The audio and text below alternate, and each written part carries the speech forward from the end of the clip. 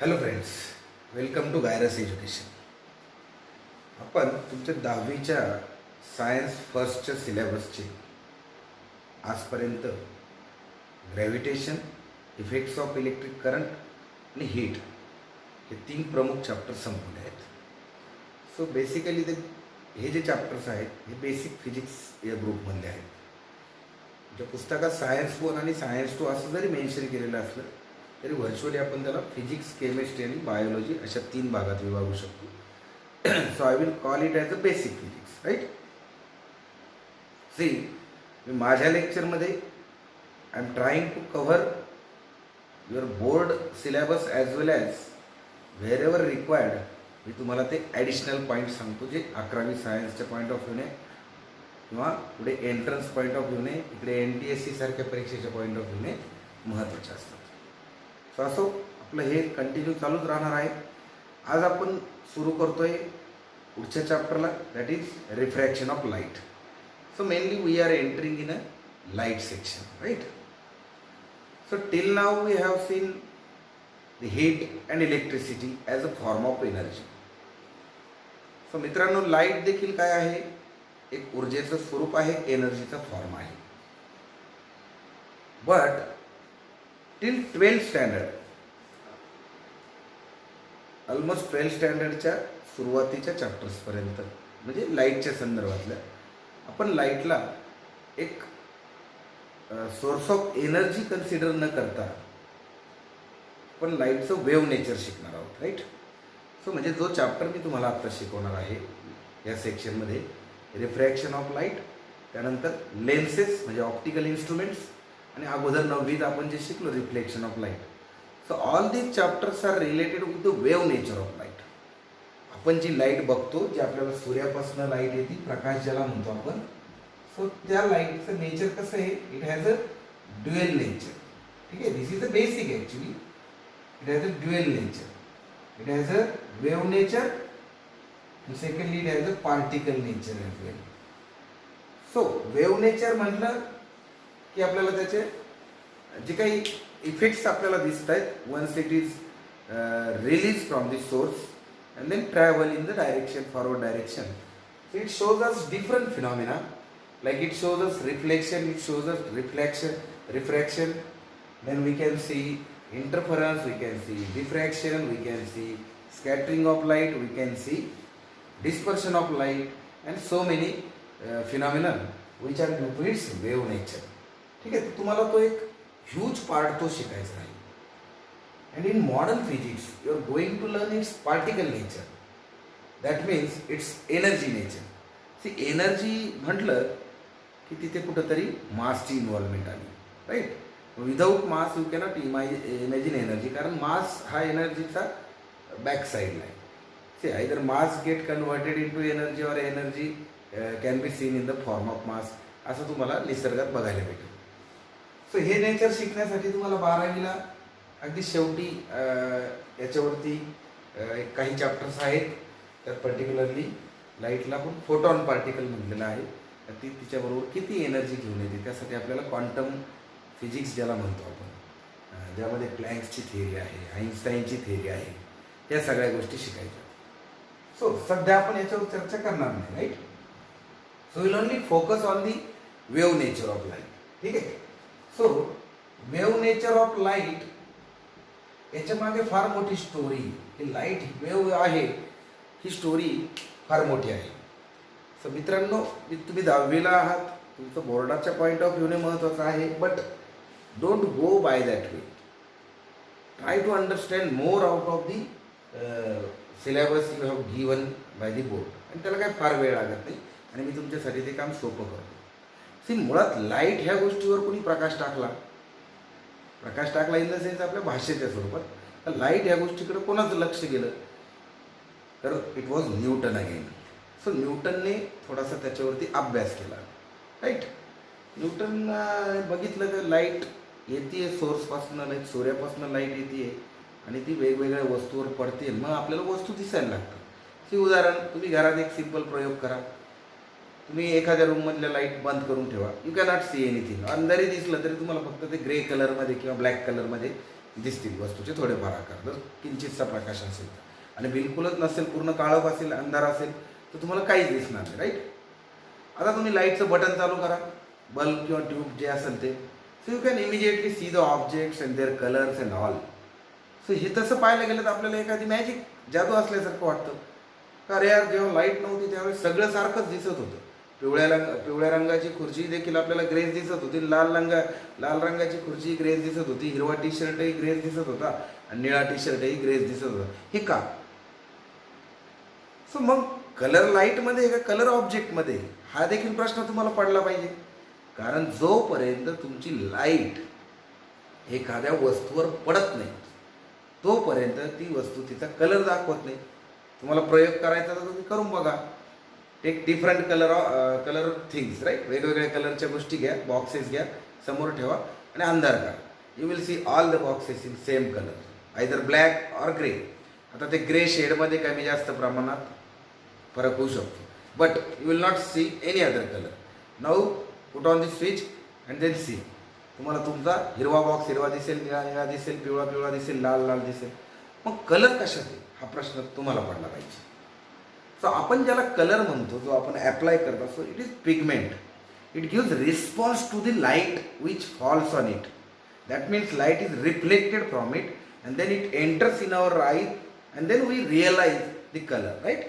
Again मग त्याला interpretation आहे. एखाद्याला पिवळा कलरच माहीत नाही, म्हणजे त्याला त्याचं ज्ञान नाही, कुणी सांगितलेलं नाही का दिस इज येलो कलर, तर तो म्हणजे कलर आहे, बट कोणता आहे माहीत नाही. लाईक आपल्याला जोपर्यंत कलरचं नॉलेज नसतं, we can differentiate the things on the basis of how they look, but sometimes आपल्याला त्याचं नाव माहीत नसतं, राईट. मग आपण त्याला नाव असाइन करतो, म्हणजे आपण ते शिकतो. म्हणून शाळेत पहा, तुम्हाला शाळेपासून येलो, रेड असं शिकवलं गेलं आणि मग तुम्ही दम्माने ते आयडेंटिफाय करायला लागले. असो. सो हे लाईटचा चमत्कार आहे का जे आपल्याला कलर्स दाखवते. Again light makes the things visible to us. आपल्याला व्हिजिबल ती बनवते. मग आता ही लाईट एक्झॅक्टली काय काय करू शकते ही एक फार मोठी स्टोरी आहे. ती सुरू झाली तुमची साधारणतः 8वीपासनं. 8वी, 9वी, 10वी, 11वी, 12वी ती चालेल, राईट. त्यानंतर तिचं ड्युएल नेचर तुमच्या समोर येईल आणि मग हायर स्टँडर्डमध्ये, पुढच्या एज्युकेशनमध्ये तुम्ही त्याला आणखी डिटेलमध्ये शिकू शकता. So it is very interesting topic. So let us first understand what light is. आता मी न्यूटनने एक थेअरी मांडली, नंतर ती थेअरी रिजेक्ट झाली, नंतर ह्युजेन नावाचा शास्त्रज्ञ आला, त्याने त्याच्यात काही थेअरी मांडली, नंतर त्याच्यात यंग नावाच्या शास्त्रज्ञाने करेक्शन केलं. सो इट इज अ लंबी स्टोरी, राईट. सो अल्टिमेटली आज आपण लाईटला एक वेव्ह मानतो. आता आपण तिथनं सुरुवात करूया for the 10th standard point of view. मग the basic definition or the basic introduction of light is it is a electromagnetic wave. Light is a electromagnetic wave which comes from the source in the form of that electromagnetic transverse wave. So for me light is a electromagnetic wave. ठीक आहे. Electromagnetic म्हणजे काय मित्रांनो, ज्याच्यात electric आणि magnetic fields असतात. So त्याची story तुम्हाला वेगळ्या पद्धतीने एक सेपरेट चॅप्टरमध्ये शिकायला भेटेल. सध्या फक्त हे फोकस करा का light is a form of energy. First point, light is a form of energy. Then light is a electromagnetic wave. Again या इलेक्ट्रोमॅग्नेटिक वेव्हचे जितके प्रकार पडतात तेवढ्या प्रकारचे लाईट्स तयार होतात. लाईक अल्ट्राव्हायलेट लाईट आहे, त्यानंतर इन्फ्रारेड लाईट आहे, त्यानंतर व्हिजिबल लाईट आहे. तर आपल्या डोळ्याला, माणसाच्या डोळ्याला जे दिसते ती कोणती लाईट आहे? Visible light. वटवाघोळाला जी दिसते ती कोणती लाईट आहे? तो रात्री बघू शकतो म्हणजे तो इन्फ्रारेड रेजच्या माध्यमातून तो रिअलाइज करतो. त्यानंतर अल्ट्राव्हायलेट लाईट, लाईक आपल्या सूर्यापासून ही व्हिजिबल लाईट येत असताना अल्ट्राव्हायलेट पण येते, म्हणून आपण UV प्रोटेक्टेड सनग्लासेस वगैरे घालतो, राईट. सो हे नावं कसे पडले तर it is depending upon the wavelength. So visible light जे आपण बघतो, व्हाईट लाईट किंवा तिलाच आपण काय म्हणतो, व्हिजिबल लाईट. व्हाईट लाईट और मानवासाठी ती काय आहे, व्हिजिबल लाईट, राईट. म्हणजे आपले डोळे, ह्युमन आईज जी वेवलेंथ रेकग्नाइज करू शकतात त्या वेवलेंथ रेंजमध्ये लाईट कोणती आहे, visible light.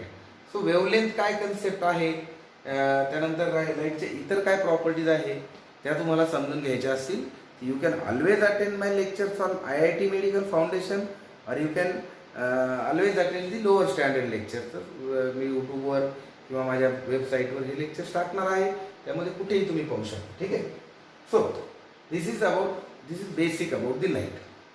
Now we have to learn the different phenomenon shown by the light on account of its wave nature. Right. लक्षात ठेवा, आपल्याला लाईटचे वेगवेगळे फिनॉमिनन शिकायचे आहे, जे तिने का दाखवले, because it is a wave, it is a electromagnetic wave. ठीक आहे. It is a electromagnetic. Again I will add one more thing here, transverse wave. It is a transverse wave. ठीक आहे. सो लाईटचं हे इंट्रोडक्शन तुम्हाला या ठिकाणी पुरेसे आहे. Now let us understand what is given in your chapter. So चॅप्टरचं नाव काय आहे? Refraction of light. चॅप्टरचं नाव काय आहे?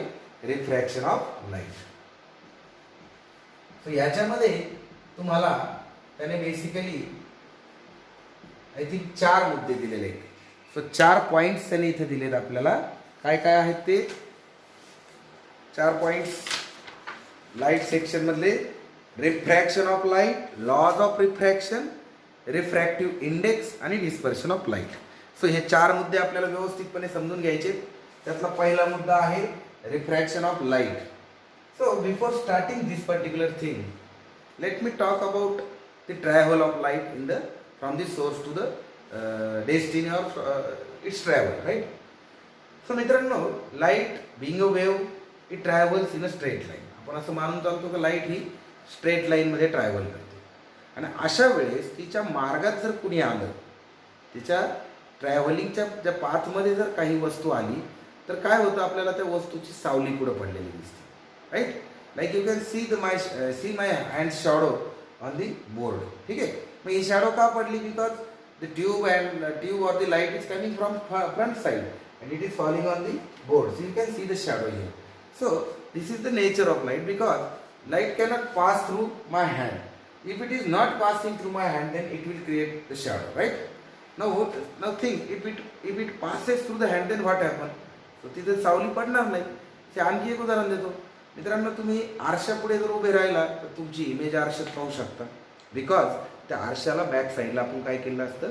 कोटिंग केलेलं असतं. Right. By using silver coating or by using some other reflecting element, right, like mercury or something. पण ते जर काच असेल ट्रान्सपरंट, तर you cannot see the image. तो कारण लाईट रिफ्लेक्ट होत नाही त्या काचेतून तुमच्याकडे, आणि जरी होत असेल तर it is not sufficient to create your entire image just like mirror. ठीक आहे. So light travels in a straight line, and while traveling what it does, if something comes in between its path, it creates a shadow. Again ती shadow change होती, जसं जसं त्या वस्तूची position किंवा लाईटच्या सोर्सची पोझिशन चेंज होती, shadow चेंज होती. लाईक तुम्ही एक बल्ब लावा किंवा एक बॅटरी घ्या आणि समोर वस्तू ठेवा आणि सरळ लाईट त्याच्यावरती एक टाका. त्यानंतर या बल्बची पोझिशन किंवा वस्तूची पोझिशन बदला, लाईटचं तुम्ही हे करा, so you will get different shadows, right? So again the position of source and the position of object changes the nature of shadow. So in all cases it travels in a straight line. Now when it falls on the object, ज्यावेळेस ती एखाद्या ऑब्जेक्टवर पडते त्यावेळेस तिथं reflection होऊ शकते. Right. आता समजा आपण आता पुढं थोडंसं एक्स्ट्रा पॉईंट घ्यायचं. लाईक आता आपण लाईटचा सोर्सपासून लाईट निघाली आणि मध्ये एखादी वस्तू आली. नाउ सपोज ही वस्तू तुमची लाईटला पास होऊ देत नाही, but it allows the reflection of light. So light काय होती मग इथनं? रिफ्लेक्ट होती. It reflects back. सो हे जे ऑब्जेक्ट आहे in this case, it is something like mirror, right. त्याला आपण मिरर असे म्हणू शकतो, और रिफ्लेक्टिंग सरफेस, और otherwise it is reflecting surface. मग आपण पहिलं हे शिकू, तर रिफ्लेक्शन ऑफ लाईट काय. मग आपण लास्ट स्टँडर्डमध्ये काय बघितलं, तर लाईट जर ऑब्लिक्युअली जर रिफ्लेक्टिंग सरफेसवर पडली, ऑब्लिक्युअली म्हणजे काय, तिरक्या पद्धतीने, इन्क्लाइन डायरेक्शनने, making some angle with the horizontal, आणि त्या ठिकाणी मग तो सरफेस जर रिफ्लेक्टिंग असेल, हा सरफेस जर कसा असेल, रिफ्लेक्टिंग, लाईक पॉलिश सरफेस और मिरर. सो लाईट काय होती मग त्यातनं तिथं त्याच्यावर स्ट्राईक होते आणि it goes back in the same medium. ती परत त्याच मीडियम मध्ये काय होती, रिफ्लेक्ट होती, बॅक जाते. राईट. मग आता याला काय म्हणतो आपण, या फिनॉमिननला रिफ्लेक्शन ऑफ लाईट. ठीक आहे, रिफ्लेक्शन ऑफ लाईट. सो याचं प्रॅक्टिकल सिग्निफिकन्स काय आहे? We can see our images in mirror just because of reflection. We can see the things. आपण वस्तू डोळ्याने बघू शकतो, त्याचं कारण रिफ्लेक्शन आहे. मग जेव्हा अंधार असतो, रूममध्ये अंधार असतो, आपल्याला वस्तू दिसत नाही कारण त्या वस्तूवर लाईट पडत नाही. आणि जेव्हा आपण उजेड करतो, ज्यावेळेस लाईट चालू करतो, त्यावेळेस त्या वस्तूवर लाईट पडली की ती रिफ्लेक्ट झालेली लाईट आपल्या डोळ्यात येते आणि मग तो वस्तूचा आकार आपल्याला क्लिअर होत चालतो on the screen of our eyes, that is retina. Right. तर हे तुम्हाला आईच्या स्ट्रक्चरमध्ये पुढे लेन्सेसमध्ये शिकायचंच आहे. ठीक आहे.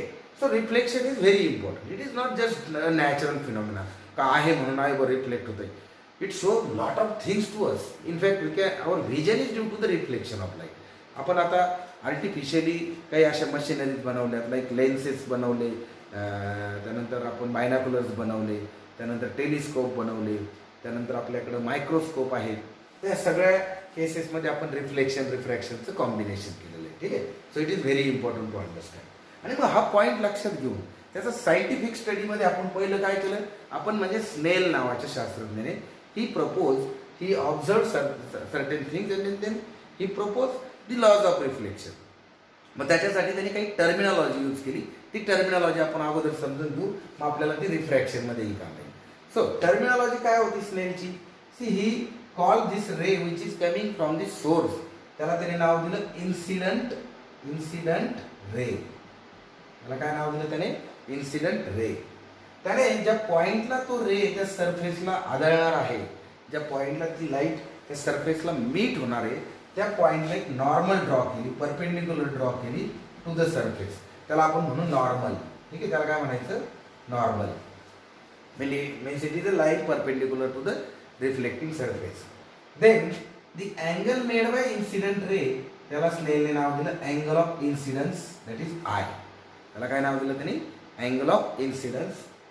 आता रे इथं आदळल्यानंतर it reflects back in the same medium. आपण तात्पुरतं त्याला इथं नाव देऊ आर. तात्पुरतं म्हणतो मी, कारण पुढे टर्मिनॉलॉजीमध्ये आरला आपण रिफ्रॅक्टिव्ह इंडेक्स म्हणतो. ठीक आहे. So this is I is angle of incidence, that is the angle made by the incident ray with the normal. त्याची definition, theoretical definition. Then R is angle of reflection, that is angle made by reflecting ray. हा incident ray हा परत जाणार आहे म्हणून याला काय म्हणायचं? Reflecting ray. So angle made by reflecting ray with the normal is called as angle of reflection. Then what Snell observed and what he recorded, that is what is called as Snell's laws of reflection. ते आपण observation, ते lodge आपण इथे समजून घेऊ. So पहिलं स्नेलने observe केलं की हे सगळे जे रेज आहेत, इन्सिडंट रे, रिफ्लेक्टिंग रे आणि normal, they all are lying in a single plane. ते सगळे काय आहेत? एकाच प्लेनमध्ये. ठीक आहे. स्नेलचा पहिला लॉ काय तयार झाला मग? Reflecting ray, incident ray and normal lay in one plane. आणि दुसरं काय ऑब्झर्व केलं का? इन्सिडंट रे आणि reflecting ray they are on opposite side of normal. दुसरं ऑब्झर्वेशन काय केलं त्याने? Reflected ray and incident ray are on opposite side of normal. ते कसे आहेत? नॉर्मलच्या आयदर साईडला आहे, विरुद्ध साईडला आहे. एक एका साईडला तर दुसरा दुसऱ्या साईडला आहे. And third important thing he observe is angle of incidence, that is I is equals to angle of reflection. ठीक आहे. That is R, angle of reflection, that is I is equal to R. So हे त्याचे जे तीन observation होते त्याला म्हणायचं lodge of reflection. हे काय आहेत? Laws of reflection. आता हे कुठं होते? तुमच्या 9वीच्या पुस्तकात होते.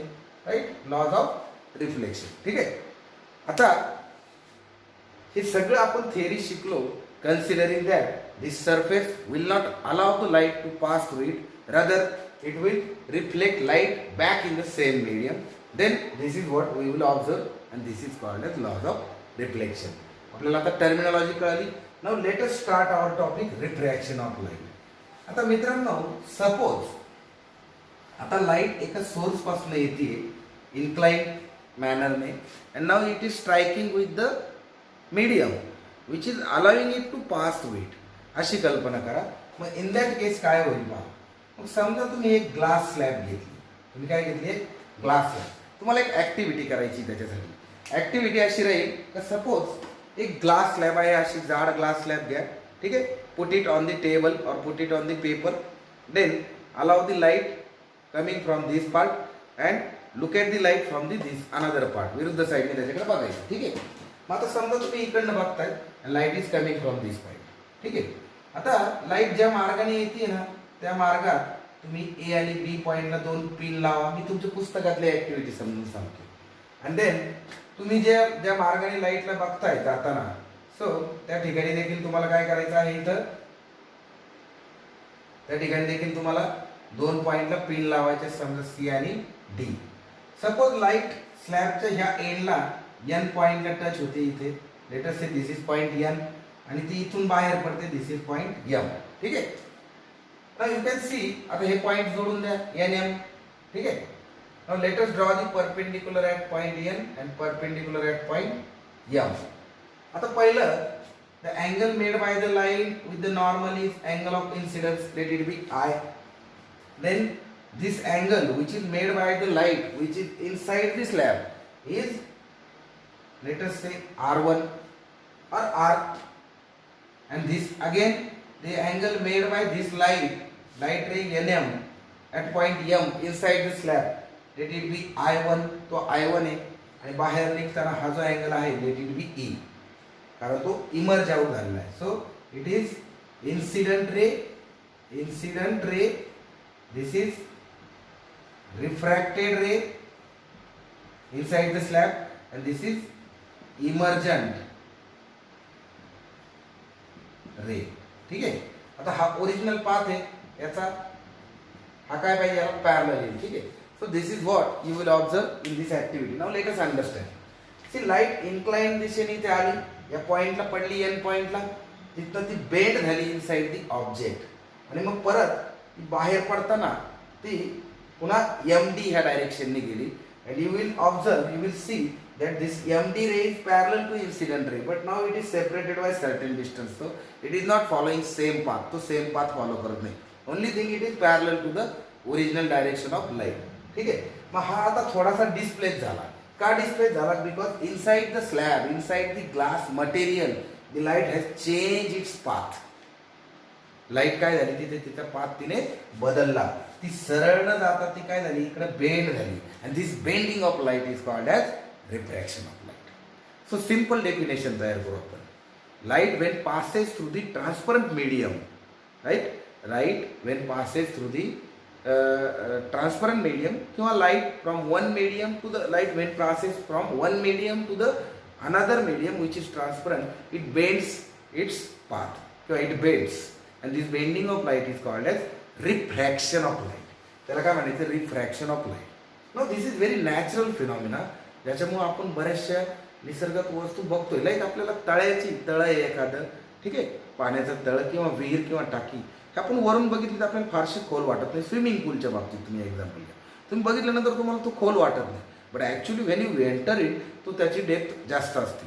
मग वरून तो आपल्याला कमी खोल का वाटतो, बिकॉज सपोज हा स्विमिंग पूल आहे आणि you when look at it from this side, तर काय होतं, ही एवढीच डेप्थ दिसते आपल्याला.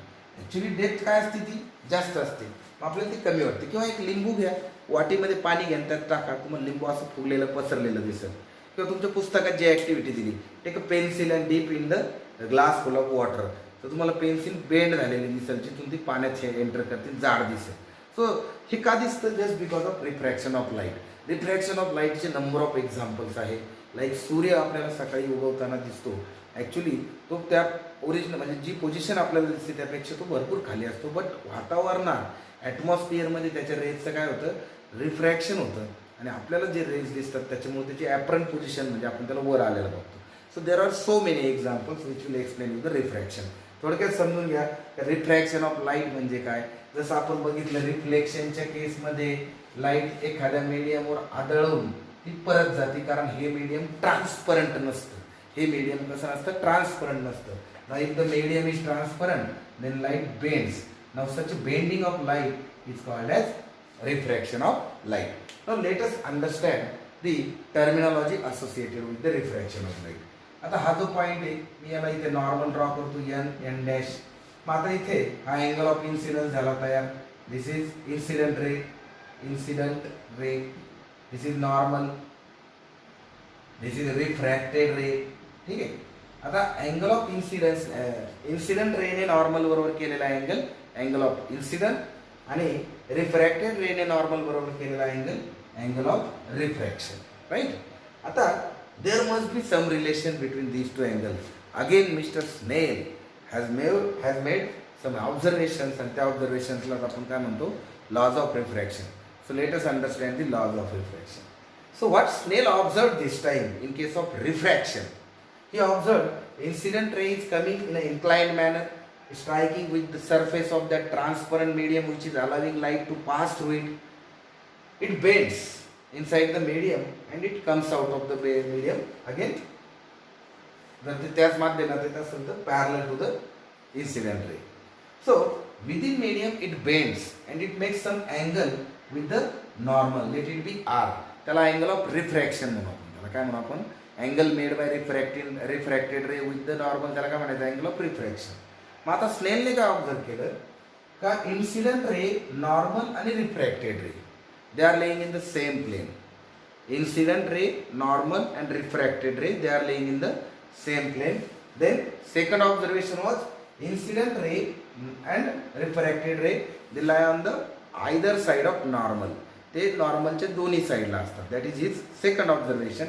And third most important observation he made that the ratio of sine of angle of incidence to the sine of angle of refraction is constant. What he observed, the ratio of sine of angle of incidence to the sine of angle of refraction is constant for the given pair of media.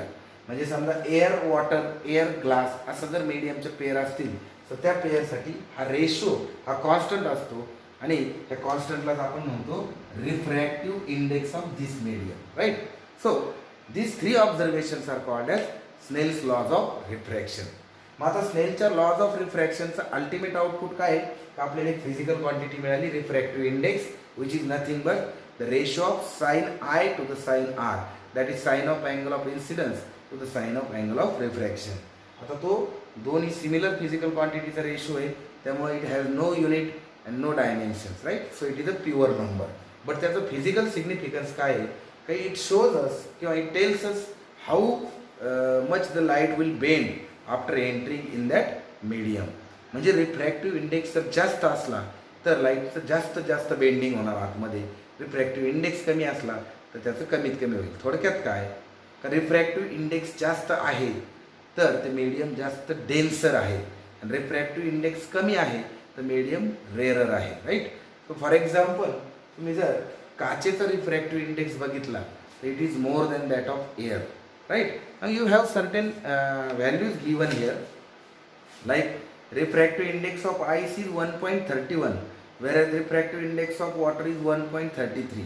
म्हणजे refractive index of water is more, then refractive index of kerosene is 1.39, refractive index of you can say diamond is 2.42.